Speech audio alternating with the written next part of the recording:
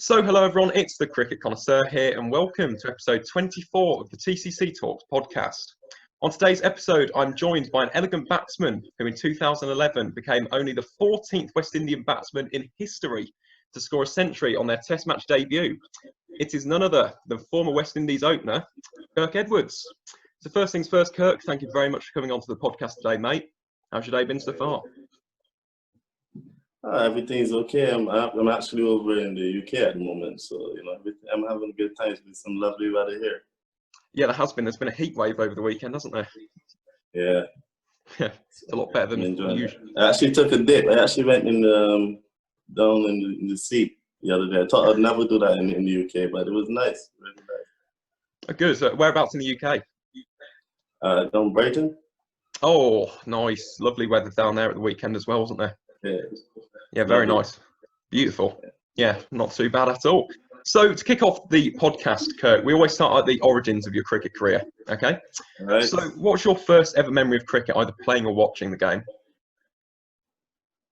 Well, in an actual game, I signed up at the age of 6 years old to play cricket. My mum took me to a guy called Richard Straker, and he was standing there, this guy's too small. He can't be with these big guys.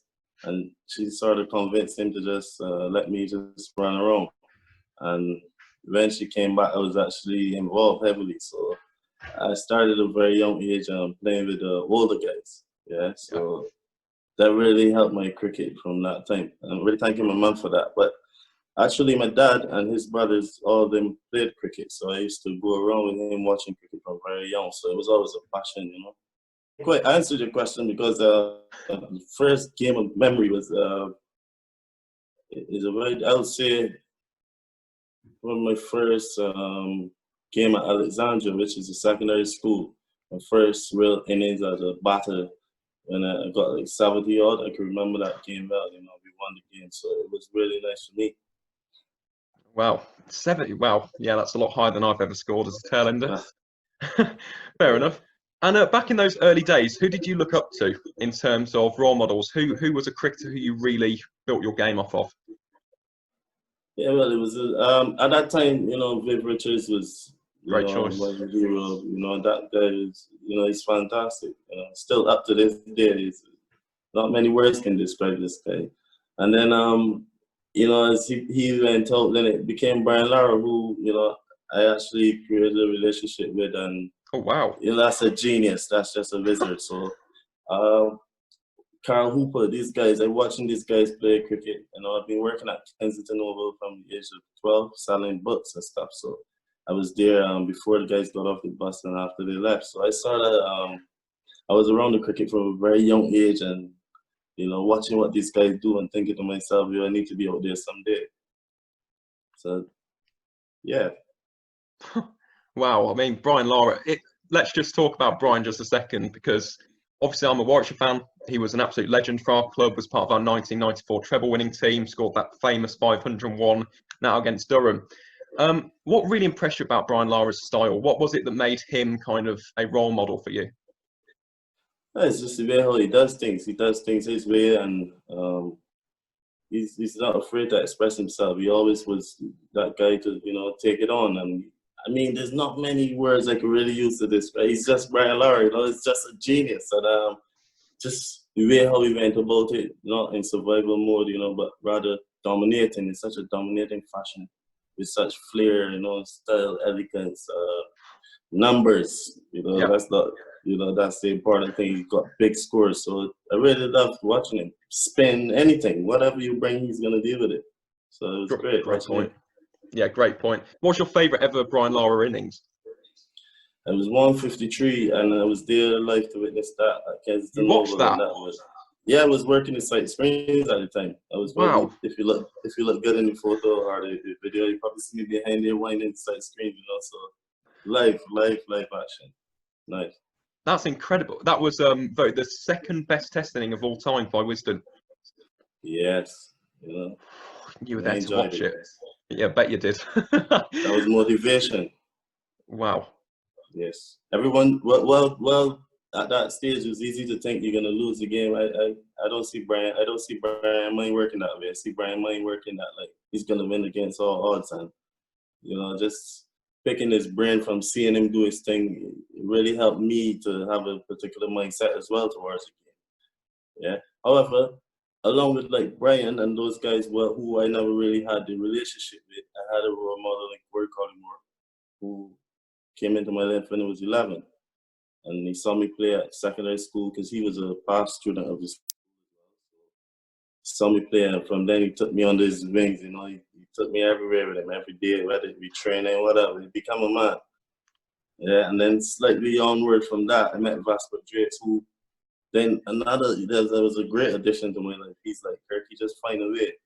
Just find a way. It's not about doing things any particular way. You got to find your way. So that really helped me to eliminate some of the theory that comes with you as a player. Yeah, very good. And of course, yeah, you need these backing, don't you? You need the backing, in particular in Test match cricket. I mean, we'll talk about that in a bit. But just before we do, obviously you've just spoke about there. You're at that match at the Kensington Oval, okay, in the beautiful island of Barbados. What is the cricket culture like on Barbados? I mean, it's slightly different now since the new stadiums are built and stuff. They've got a lot more restrictions. But I'll tell you what, in Barbados, people come out to watch cricket and have a good time. They love entertainment, and they also love winning. So it's a combination between entertaining strategically well, you understand? So that's what it's about there. And wherever you come from and you can play cricket, they love you. It doesn't matter. Like they embrace good cricketers. That's what it's like there. That's very similar to the English mindset as well. That's how we're brought up, really. It doesn't really matter what position they are. Even the Aussies. I mean, over the years, we've respected some great Australian batsmen who've come here. Look at Ponting, for example, Steve Smith in the last Ashes. It's a good way to go about it, I think, as a cricket fan. Definitely. But you've just alluded to there with regards to winning, okay?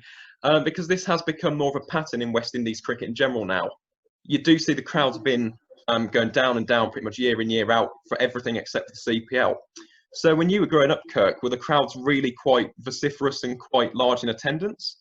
Or has this just become quite a new thing that's happened in the last decade or so? Yeah, it was large crowds. Like, getting in was a problem. You had to line up. I used to skip the line sometimes and, try all different things that boys would try and, get through there and whatever the case may be, because it was like, you need to get there early, like I said. I think like over a period of time, the kind of situations that transpire between board and players and stuff like that, all this kind of all the wars that have been fought, it people started to lose interest, especially when they realize, what, the guys that we look up to and stuff like that are being treated poorly. So that's what it started. A lot of people don't want to go around the cricket because of this sort of behavior that they see happening. Also, you have to keep making things exciting as well. So, like I said, if you have a party people and then you put them in restricted zones, they're not going to enjoy the party. So it's very different now with that way, And there's also the fact that guy can stay home and watch it on his computer live streaming. He prefers not to be around people, so he's going to sit home and just watch that. So it's a whole lot different now. It's totally different now. It's a shame, really, because for the CPL in particular, you look at all of that noise, it's a brilliant atmosphere. And when you allude to these restrictions, what exactly are you talking about in that regard? Well, it's not only just the restriction, but it's just even the setup, like, okay, you might go to cricket now in Barbados and it's a bit more quiet than you went to cricket then. They had music playing, obviously not when the guys running in, but it was more of a party, it was more that kind of, but then it became tighter when let's say everybody feels that they have to act a bit more. There's a different behavior in the new stadium in a sense. And obviously, like with not having much crowd and much atmosphere created, the guys who come there on their own isolated, they're not going to be like partying by themselves. So there's a whole combination of things, and I don't even know if I'm explaining it perfect, but just hoping that you catch what I'm saying. No, I do, because the fact it's such a great comparison, really, between, let's say, the West Indies Championship and the CPL. You can sense that atmosphere, and yet Because it is. CPL, sorry. Carry on. Now I was saying CPL is actually marketed different. CPL is marketed around like you'll see soca artists, reggae artists. You'll see like musicians and partying and the greatest party in sport. That's it. You know, like so they actually bring the vibes, the old vibes from before into CPL now. That's what is happening. Understand? Yeah, exactly. And it's still that Caribbean atmosphere. That's been lacking in international cricket, hasn't it? In recent years. Definitely. So do you think that's something that the West Indies Cricket Board could potentially work upon? They could market the international matches differently and bring that culture and atmosphere back? I would like to think that is something that, you know, they're actually working on at the moment, you know, because I would like to think that I could identify that and they won't, you know, it's pretty obvious, it's quite vivid. So, you know, let's see how it goes. You know, I'm not responsible for what they do at the moment, you know, or never was, but, you know, I'm sure they have the best interest for the people at heart. And, you know, I'm sure people are lodging complaints daily about it. I hear complaints, so, you know, they're lodging. So let's see. Exactly, yeah. Hopefully the West Indies Cricket Board will work on it. Because as you said, it is a great atmosphere. It's very unique, I think, in world cricket. Just that I've always been told by people who've been to the Caribbean. Exactly, Calypso. You had soca music there as well. Yes. And vibrant food, vibrant atmosphere. Yeah, and hopefully. Produce vibrant players. They produce vibrant players as well. You know, players that do it different to anyone else in the world anywhere. They look at Chris Gayle. I mean, look at St. Brian Lara, Viv Richards. You know, the whole heap of players that great. Exactly. Yeah, they're producing greats over the years. And let's talk about the West Indies now, Kirk, because I would put you in that category in terms of elegant and flairful. When you made your debut for the West Indies in 2011 at Windsor Park, as I alluded to right at the very start of this podcast, you scored the century against India, which was an incredible achievement. So what were you thinking on that day? What was going through your head on your debut, and what was going through your head once you obviously got to three figures? Well, what was going through my head on my debut was that, you know, this could be my very last game, so I really need to make it count. Really? Yeah, really. On your debut? On my debut, not just on my debut. In every game leading up to my debut, you know, it's a fragile environment. You know, one day, next day, you know, depending on who replaces this person in the position to pick you, then you're gone. So it's a fragile environment, and actually, this mindset, it keeps driving me all the time when I'm there. It keeps driving me, and then there's other times where it actually like works against you as well, because obviously you can put yourself under some unnecessary pressure at the time when you need to relax. So it's but that was my main drive, and I was thinking, okay, finally the world got a chance to see what I can do, and I'm going to show them. I'm going to score 100. That's what I was thinking. But I had it planned for the first innings. Like I went there with that mindset. And then I got an unfortunate dismissal off the helmet in the first innings. And I just kept the mindset. I didn't let that get me down, you understand? I just quickly threw that out my mind, and I was thinking about the next one, because I can't do anything about that again. So I got to do the next one. So that was my mindset. Getting to three figures, it was, I don't know if you saw that part, but it was a bit nervy because I was batting with Shiv at the time. And I punched one to mid off, but I'm pretty quick to take wicket, so I'm backing myself. Okay, I'm going to the danger end. Yeah.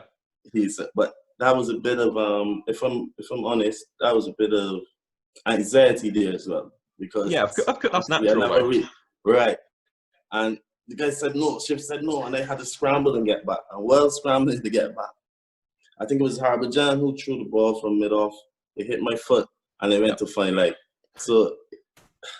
And then I ran back up with that, and then that's 100. So I'm in so much awe that, you know, I just take the helmet off, drop the bat, and I just put my hands up. I remember Fidel in the dressing room saying, "How do you get to 100 in your first game and you don't raise your bat and your helmet?" And I was thinking, no, that wasn't even in my thinking. So yeah, he makes fun out of that all the time. Well, yeah, it was a great innings. Really, really gutsy. Like, what was it, 195, 196 balls? It was a really gritty innings, and then the flair and the elegance came through, didn't it, towards the three figures? you see, the second innings, what really drove the game is was that, okay, we had to save that game. Yep. We had to back our way back into that game, and that always drives me in, like, playing cricket in a team. I want to do what my team requires of me at the time. Yeah. Yep. Whether it is the toughest thing to do or not, but I'm a team player, so we want to do what the team wants. You understand? Yep. And I was pretty confident because actually before that I played in the World Cup. I played one innings in the World Cup against India, in India, one game actually. And it was a full house at Chennai. So I was thinking to myself, okay, after getting through this experience, which I did, I think I got about 17 or so. Yep, 17. Yep, correct. Yeah, and it was the biggest moment of my cricket life. Like, it was, I never played in front of a crowd like that yet at that time. So that actually gave me confidence going forward to the actual test match, which I came in the last game of the series. You understand? Yep. Yeah, so it was cool. I enjoyed it, man. That's it, really. Fair enough. And as I said, it was a great innings. And just the 14th West Indian batsman in history. Incredible. Gordon Greenwich famously scored a century on debut as well. I mean, incredible. That's an incredible stat. When you think of all the great batsmen who have been and gone, the 14th, incredible achievement. I bet that must be an immensely proud moment to you, even to this day. Yeah, to this day, it's been overshadowed by a lot of other things sometimes. So, sometimes I don't even get to remember it until I speak to a guy like yourself who's talking about it. So, yeah, it's, I think you should be immensely proud, Kirk, to be honest. I really do. It's great innings as well. And talking of India, let's talk about a particular Indian batsman in particular. I watched your interview with Crick, was it Crick Tracker? About the great Sachin Tendulkar, the little master, the master blaster, whichever variation of his nickname you want to call him. How did you start to talk to Sachin Tendulkar? How did that actually come about? I saw Sachin Tendulkar. He wasn't in the game that I scored 100. That was the last game of the tour in the Caribbean. And then we had a tour to India not too long after. I'd say about a month or 2 months after. And we went over there, and I remember seeing him and stuff. And, obviously I said, hi, nice to meet you and stuff like that. I told him what I thought about him, which is the obvious. You are fantastic. Like, there's no other. And then I was playing in the test match against him and stuff, and just watching him, and it was amazing for me because I saw him on television and stuff, and he's actually on the advertising. He's advertising a company, cement company, right next to the scoreboard. So you're just seeing him all day, like, and. You got Gambir batting, CY batting, Dravid batting, and Sachin. He's not out there yet. So it's like, you can't stop thinking about Sachin Tendulkar when you hit to India. It's as simple as that. Everything is on ads on the TV and stuff. So it was a wow factor. And then going on through the test series, little conversation here, little conversation there. But in my last test day when I got 87, he actually came over to me and he said he really enjoyed my batting. Wow. Like, oh, yeah, he said, like, you remind me of VVS. You're very risky, that kind of player and stuff. And then, is this happening? So anyhow, he invited me up to the changing room, in which he had his own little section. And, exchange numbers and, Wow. And then it so happened now that I was using a SS at the time, and I was at the back end of SS, and I was looking for a sponsor, a kit sponsor, and put me on to somebody. That one didn't work out, but then he said, okay, well, you use my gear then. So now I was using his stuff for like 2 years, everything I want, you could go to Adidas store and get anything, but it's a little sponsorship, which I really appreciated, So I don't know. It's just one of them things, and I'm grateful that a player of that caliber would embrace me. And while I was so green, I just started out. Well, yeah, definitely. And yes, that was with Adidas. Well, you mentioned the Adidas sponsorship in the interview as well. What did you prefer? Did you prefer SS or Adidas? I think it's SS make great bats. Like SS make great bats. You see with Adidas now, you get everything because obviously they have shoes, they have everything. So you get everything, you know. So each of them had their goods, you know. I wouldn't really come and say, well, I prefer this or I prefer that. It all worked well for me at the time, you know. So I was grateful for all of them. They did the job. Fair enough. Good diplomatic answer. And with regards to Tendulkar, well, similar to the Brian Lara thing, what was your favourite Tendulkar innings ever? Can be any format, by the way, but what's your favourite? Which one really stood out to you? Tendulkar scored 100 and I think it was 170 odd in Australia without playing a cover drive. He left out yes, the shot. Famously, the shot was getting him out all series, and he decided, you know what, not playing that shot. So I'll take it. This requires a different level of concentration and mental power, and that is the innings I really would say my favorite. Yeah, that's a great shout. For me personally, I think I'd go the 200 in Gwalior in 2010 against South Africa. First man to ever score a double century in ODIs. Incredible innings. Right. And I think that was the last ODI that was played at the Captain Roop Singh Stadium as well for this to date. So yeah, good way to. But I couldn't fight you for that. Fair enough. It was a good pick as well. Oh, of course, yeah. Well, there's plenty more to choose from as well, isn't there? Realistically, we could talk about that for hours. Over 100. Exactly, yeah. Still got 98 more to talk about. But yeah, let's talk. Well, actually, talking of ODIs, I also wanted to talk about one particular innings because I remember this quite well. It was a brilliant innings.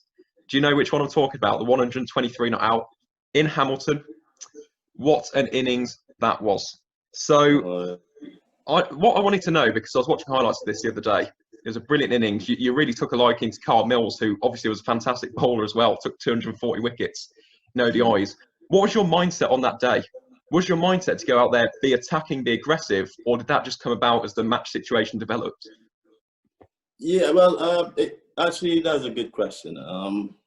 My mindset on the day, we definitely had to be going at a pace because we're behind the 8 ball. You know, we're struggling in the series. Actually, they had us 2-1 at that stage, so we had to at least, you know, draw this series. Yeah, we're coming from behind. So, based on the cricket, the style that McCallum and his team were playing, you know, you had to be scoring at a good clip to beat these guys. And then on that day, you know, it was a really nice pitch, and they had a short side. They had a short boundary to the leg side, which is my favorite side, you know, from one end. So, yeah. Also, that very morning, Dwayne Bravo, he woke up. He was the captain, and he's messaging me, telling me he had a dream that I'm going to score 77 today or something like that, you know. And I'm like, what happened to the other 23? And he said, well, the 77 is mine and the 23 is yours. And it so happened that I went on to score 123 not out. But anyhow, it was basically his leadership as well to let me know, listen, Kirk, you go out there and express yourself in one day cricket. You know, you are a good player. You need to express yourself. Go and express yourself. You understand? You have nothing to lose. I'm fully backing you. Go and express yourself. And I actually ended up batting with him in the partnership. So that was a great experience in terms of understanding the pace of the game. You know, this guy is Dwayne Bravo. He's a great cricket brain. I don't know if you know much about him, but of course. I've been watching Bravo for years. Yeah, he's a brilliant cricketer. So, you know, and he came up very close to Brian Lara, who's a wizard, and then he left and he went to Chennai with Dhoni, who's a wizard as well. So he's very, you understand? So I was grateful for that experience playing with him, and both of us got hundreds. You know, it was, like you said, it was a nice, and I enjoyed it. And I thought, okay, this would be the turnaround my one-day career, and then I had a little incident after that as well. So it took this thing off of that. That's another thing, you know, just like with the test one, another thing took a sting off the ODI one as well. But at least I know within myself I can do it. I've done it. Yeah. Of course, yeah. Right. And yes, with regards to that innings in particular, I think that was the West Indies' highest ever ODI score, actually, up until that point. At Hamilton, well, at Seddon Park in Hamilton, isn't it? But so, yeah, that was an incredible game. And obviously, we spoke about both those innings. You also had 121 in Dhaka against Bangladesh. Which one of those would you say is your proudest one? Or do you have a different proudest moment with your time in the West Indies? I would say my proudest moment would have to be my, my 100 on debut. I would have to say that as my proudest moment, without a doubt. The ODI, it doesn't fall far behind, to be honest with you, because again, it was like I had a little dark cloud over my head with the one-day cricket, and then I come out and prove that, like, okay, yes, I can score 100, but in 90 balls. So if you think, okay, that because I might bat a particular strike rate in Test cricket, because it's fitting for the team that I'm playing in, I need to play a bit more within myself to be solid as a rock to allow people to do the thing around me. Then that doesn't mean that if I have a free-flowing role that I can't do that, because if I can do that, I can hit sixes like anybody else, You could, yeah. So but people get confused and they start to pigeonhole you. Just because I can bat for 2 days, don't mean that I can't go and terrorize bowling in 1 over. I don't know where that myth came from, but it's one that has been created and it stood for a long time.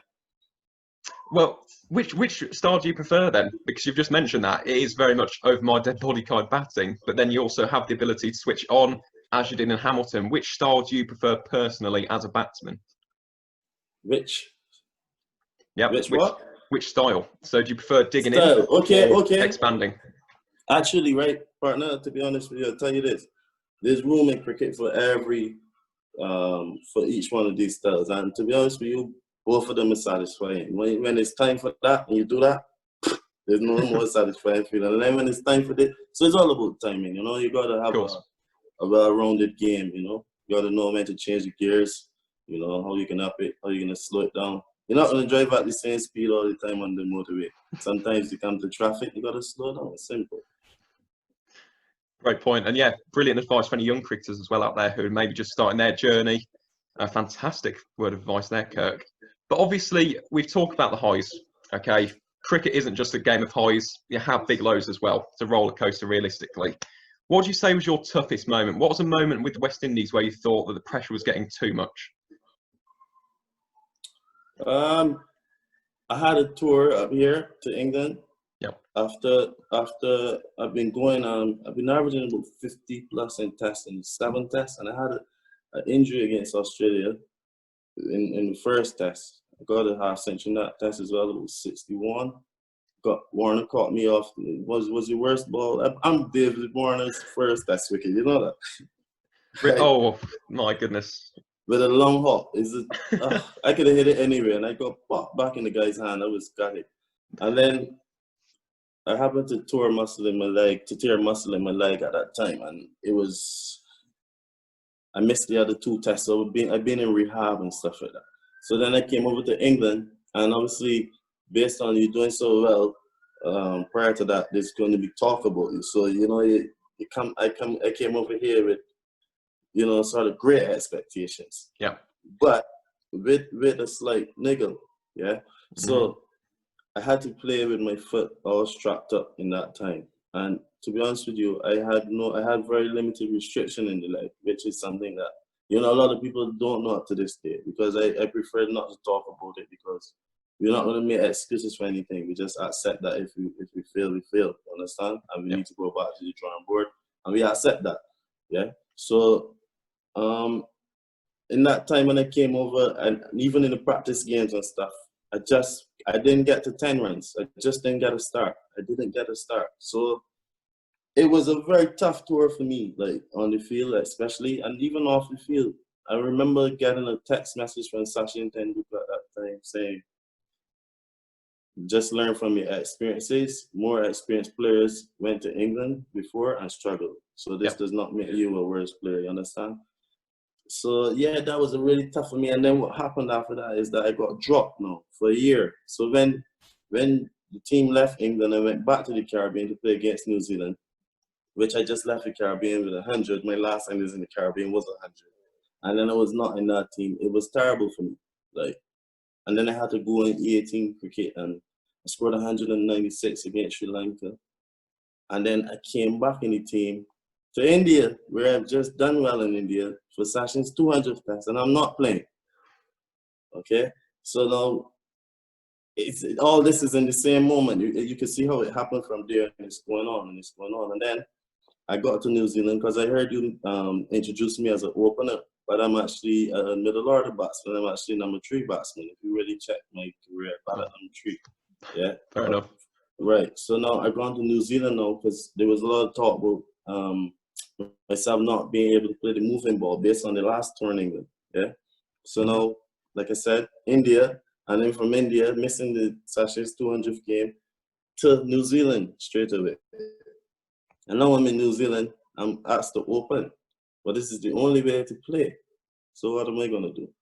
I'm gonna open, but now I'm opening with the other guy now who at the time is Paul. He does not want to face the first ball, so I have to move from 3 to 1. So not only not being an opener, but not only now being an opener, but now being an opener who's taking the first ball. Yeah.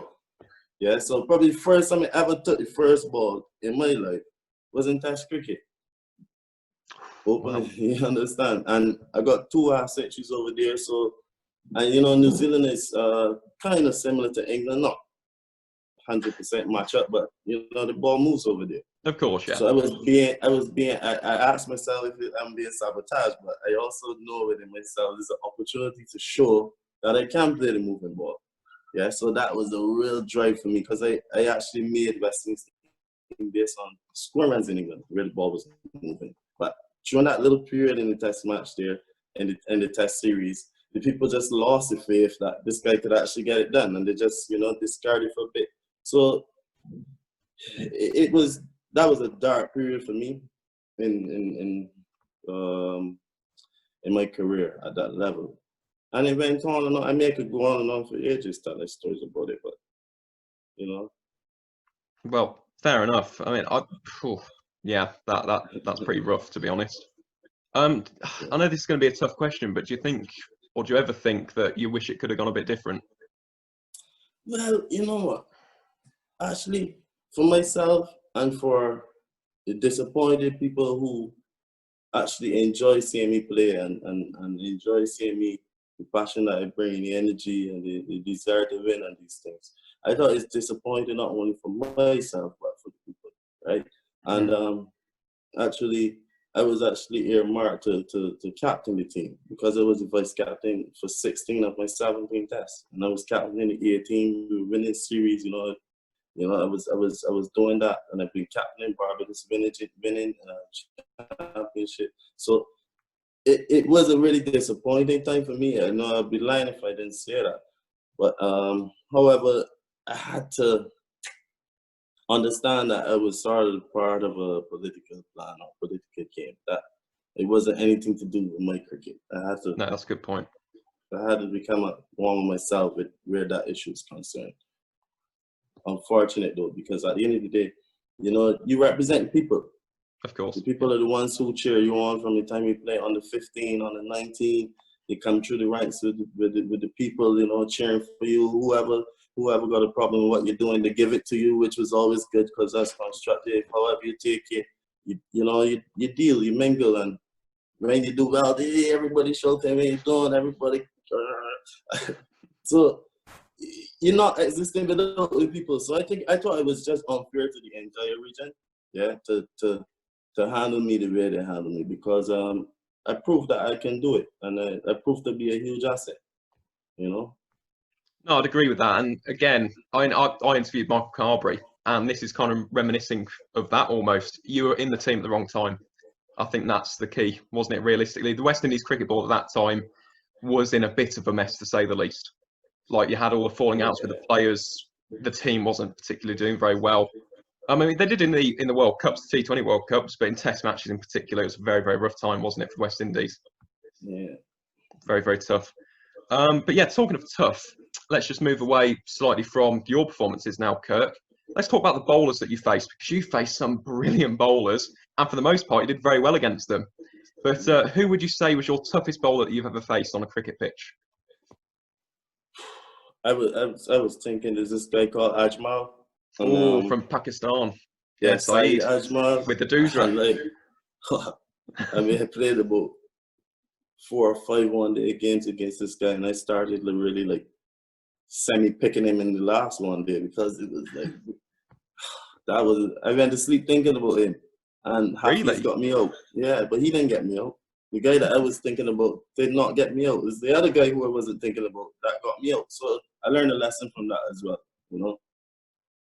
Syed Ajmal, obviously a great choice. Syed Ajmal, I've mentioned the Doozer, that was absolutely lethal, wasn't it? He always used to pick that so well. Yeah, brilliantly. Crazy.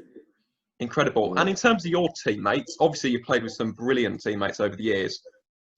This can be a tough question, but in terms of talent, who would you say has been your best or most talented teammate? There's a lot to choose from. Yeah, the most talented teammate. Look, to be honest, I would have to say it is Russell. Dre Russ? Yeah. Like, because I played with him as well, and he was like, anything. Fielding, bowling, batting, you make it, keeping, name it, anything, and brilliant with it. So I'll give Dre the nod for that. Fair enough. I mean, obviously, Dre Russ, great choice. Remember, wasn't it 2018? Of course, it was 2018. Should remember that. As a Talawars fan, he scored 121 not out from 49 balls against TKR. Stunning. Yeah. And we were 49 for 5 at that point as well, and he won the game chasing 220 something. Absolutely stunning, Dre Russ. Special. Incredibly special. But yes, obviously, Kirk. Well, we're moving on to the last stage of your career now. Okay. Last season, you played for Windward Islands Volcanoes. You captained them in list A cricket. What have you got planned for the foreseeable future in the game? What are you looking to achieve in the remaining years of your career? Actually, same thing that I was always looking to achieve in my career, and that's being an asset to the team, both from a big brother point of view. You know, it might be in these times. From what I've realized, is like, okay, the guys might not want to have you around. Some of the guys who coaching and stuff, they become so insecure that they just want to have a whole set of academy guys around because they think, okay, yeah, we can tell him to jump and he say how high. That is very disappointing for me at the moment, based on how I, come through the ranks seeing the cricket played, because you have to fuse experience within experience. This is what happens with the West Indies team right now. When you look around, you see everybody around the same age now. Who is Shea Hope going to turn to when he's in a struggle? Is he going to turn to, let's say, Chase? But they're the same age. They went to the same HPC. They're all going through the same thing. So I actually was a bit privileged to play with a guy like Chris Gill, who, if a bomb is happening outside the stadium, he might just be there just chilling. He's just, so he bring a calm force, and that, okay, there's nothing to panic about. This is cricket. You feel more than you perform. When you get your chance to perform, make it count. Especially as a batter, you feel more than you perform. So when you get in your scores, make them big. You understand? So that's one of the things I learned from Chris as well. So I'm saying, if I'm going to go into a regional team at the moment, because I'm going to be age 36, I'm batting better than I ever batted in my life.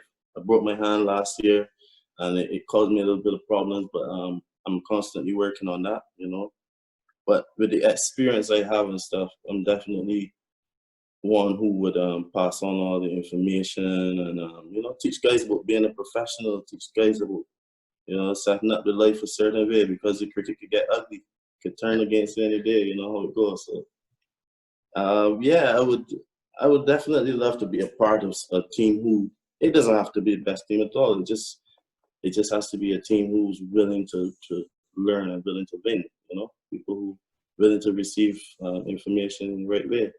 And I had that opportunity last year with the Windward Islands when I captained them in 4-day. I broke my hand, it was in the 7th round, but because of 10 rounds, and we were 2nd place at the time. And actually, I had the most runs. So with the responsibility of captaining, it actually brought out the best in my game again. Yeah, because the last time I would have captained a first class side was 2013, winning the championship for Barbados. So actually, my very last game of captain before captain anyway was a finals, a victory against Trinidad in about 3 days at Kensington Oval. So, and I lifted the trophy. So a lot of things got weird in between there. But the point I'm making is that whenever you get to this age, you have to be more than a player. I agree. Yep. Definitely more than a player. Mentorship is a huge part of it. Huge part of it. Yeah, I'd agree. And as I said, I wish you the best. I hope you get a contract, of course. I mean, you'd be a great role model and influence for any young players out there. I love your ethos and your attitude, to be quite honest. It's just a great attitude to buy into. I mean, I'm here. I'm already getting inspired. I'm not even your teammate. But, so, yeah, obviously, to any young cricketers, that is a brilliant role model to have. You want someone who's got that winning ethos. You want someone with good character, good experiences, someone who's going to guide you along the next steps in your career. So, yeah, I wish you the best with that, Kirk. And outside of the game, because obviously you've just mentioned 36 now, you've still got a few years left, hopefully. But what are you looking to go into once cricket finishes? What are you looking post-career? You know what? This is how I see it, right? I see my life like this. I see that getting into cricket wasn't forced. Mm-hmm. So the next thing that I get into wouldn't be forced either. You understand? I think it's a rhythm. I'm a vibey person, so I go with the vibe. So, my vibe might take me right where I need to be at that time, and then I just go with it. Once I feel that passion and that energy, and it's something that I can sustain over a period of time without it taking too much off of me, then I go with it. Outside of that, I probably skip that. Well, I like that. So, could be anything. Could be a lawyer. Could be head of the West Indies cricket board. Could be anything. I tell you one thing, though. Whatever it is, I'm gonna give it 150. That's great advice. Definitely. Because I must accomplish what I settled to accomplish. It's a great attitude yet again. And that's great advice for life, not just cricket. Just give it your best. Give it 110. Yeah. And to wrap up the podcast now, Kirk, this is something a bit new, actually. You're only the second guest to have this section. But quick fire questions. So in front of me, I have a series of questions. They range from cricket to music. Okay, so I'll ask the question. Just give me your answer as quickly as possible, and then we can maybe discuss why. Okay? Right, let's go. First question. Chris Gayle or Brian Lara? Chris Gayle. Fair enough. Universe boss. Cover drive or reverse sweep? Cover drive. Good choice. IPL or Big Bash? IPL. Fair enough. Just before we move on to the next one, which franchise would you choose? Any, man. I don't know. Any. I just love good cricket. Fair enough. I'm an RCB fan personally, so I probably would choose them. Next question. Virat Kohli or Steve Smith? Virat Kohli. Good choice. Love that choice. And then this next one. Test match or T10? Test match. Yeah, great choice, I was going to say. Next one, reggae or soca? Reggae. Nice choice. This next one. This is musically speaking. DJ Bravo or Marlon Samuels, a.k.a. Icon 7? DJ Bravo. Fair enough.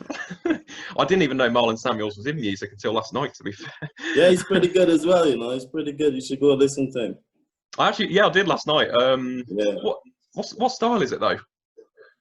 It's sort of like dancehall, Yeah, Dre Russ used to do that as well, didn't he? Like 2014. Party reggae, dancehall. Yeah. It's different music altogether, So I enjoy that type of music too, but in recent times, I'm less inclined to listen to that. Fair enough. But he's doing well in it, to be fair to him. He's got like 400,000 views. And he's a champion as well. So if he takes it serious, he's gonna excel. That's what he's like. Yeah, of course. Yeah, and I wish Marlon the best on that one. And the final question. This one's a nice one. Who would you least prefer to face in the nets? Prime Shoaib Akhtar or Prime Brett Lee? Akhtar. Why? The action. What slingy side on? Yeah, that's horrible. Yeah, must be difficult. Yeah, I agree with that. And if he nailed the Yorker, your toes are finished. But that wraps up the quickfire questions, and it also wraps up the podcast, Kirk. So, do you just have anything to plug? Social media accounts, for example, Twitter, Instagram?